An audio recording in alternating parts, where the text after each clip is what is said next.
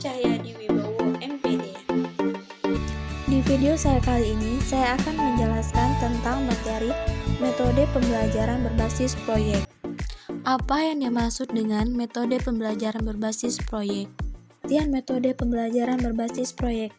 Metode pembelajaran berbasis proyek adalah metode pembelajaran yang menjadikan peserta didik sebagai subjek atau pusat pembelajaran, menitik beratkan proses belajar yang memiliki hasil akhir berupa produk. Nah, yang artinya peserta didik diberi kebebasan untuk menentukan aktivitas belajarnya sendiri, mengerjakan proyek pembelajaran secara kolaboratif sampai diperoleh hasil berupa suatu produk.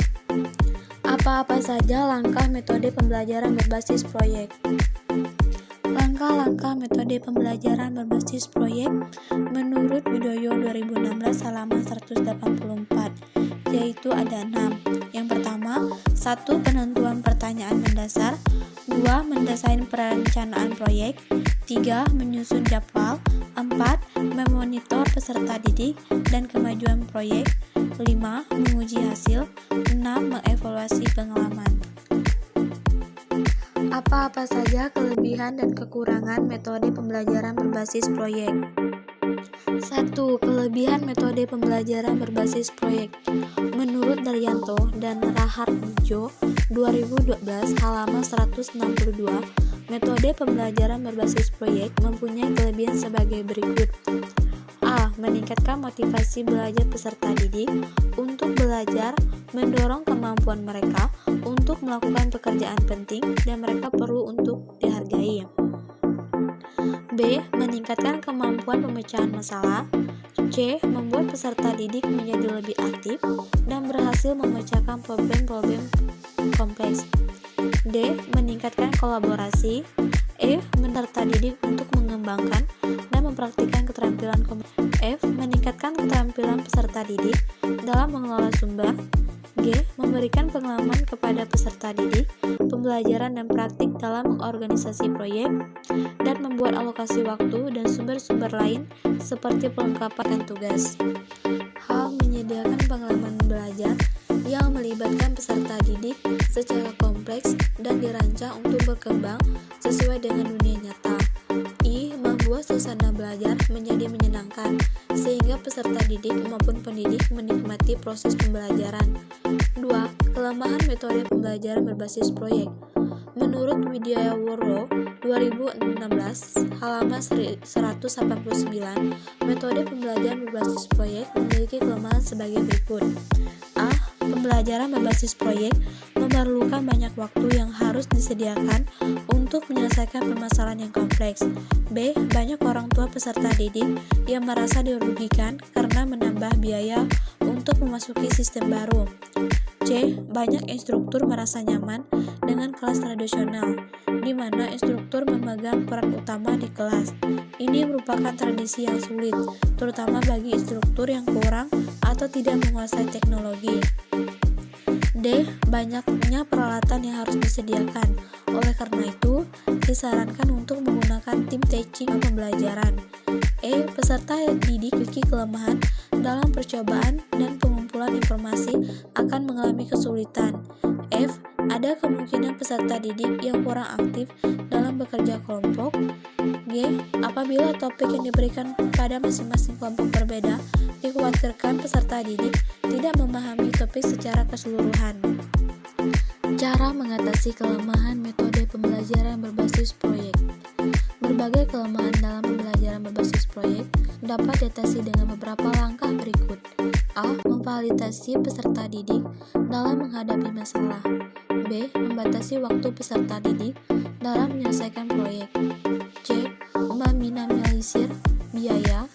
D. Menyediakan peralatan sederhana yang terdapat di lingkungan sekitar. E. Memilih lokasi penelitian yang mudah dijangkau.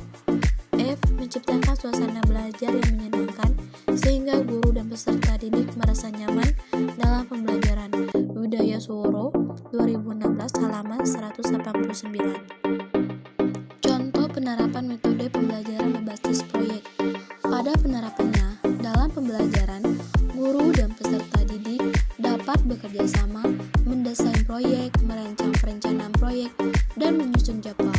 Untuk memandu pembelajaran ini, guru dapat mendesain instrumen-instrumen dalam bekerja peserta didik karena pelaksanaan pembelajarannya umum dilakukan sebagai tugas di luar tatap muka, kecuali pelaporan hasil proyek. Berikut ini contoh lembar kerja pelaksanaan tugas proyek yang akan dilakukan peserta didik.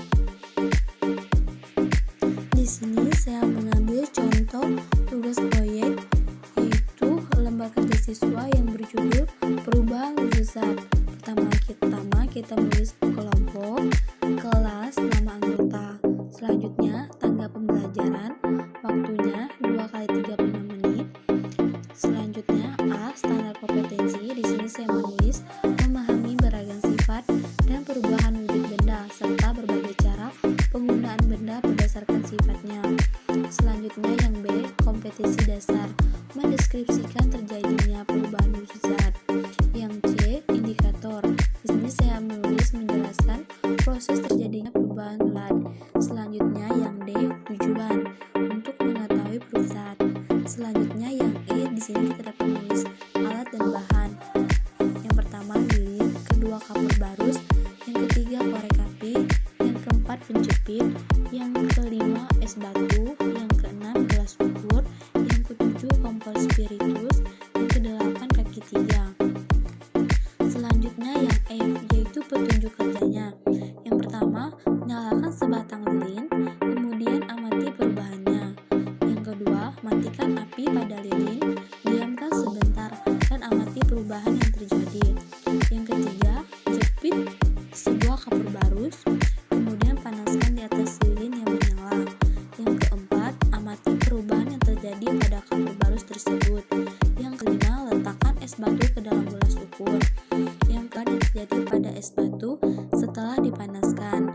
Yang ketujuh, tuangkan air ke dalam gelas ukur, kemudian panaskan di atas kompor spiritus. Yang kedelapan, amati perubahan yang terjadi pada air yang dipanaskan. Yang kesembilan, turunkan gelas ukur yang berisi air panas, kemudian tutuplah gelas tersebut. Nah, yang terakhir yang ke-10 yaitu amati uap yang menempel pada tutupnya.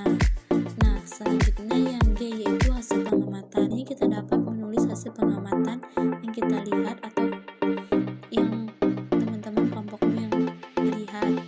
Nah, di sini saya ada memaparkan ada 4 kolom pada tabel. Nah, kolom yang pertama ini nomornya, yang tabel yang kedua yaitu perlakuannya, tabel kolom yang ketiga yaitu perubahannya, terus tabel yang keempat ini yaitu nama perubahan wujud.